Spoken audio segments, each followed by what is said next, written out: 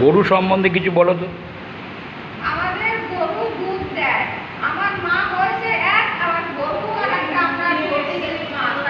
তারা আমাদের দুধ দেয় ছোটবেলা থেকে। গরুর দুধ খেয়ে মানুষ। আবার অনেক লোকে ছাগলের দুধ খেয়ে মানুষ।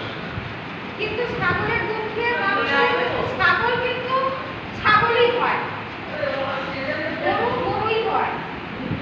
গরুর দুধ আলাদা, ছাগলের দুধ আলাদা। ছাগলের দুধ কোনো দুধও লাগে না, গরুর দুধ সব দুধে লাগে, সব দুধেই গরুর দুধ লাগে। আবার তোমার কি একটা মানে কোন জায়গায় যেন মধ্যপ্রদেশ, ওখানে আবার গরু নাকি মুখ খায়, গরু মুখ খায়, এসব বলে সত্যি? এরা তো বলে।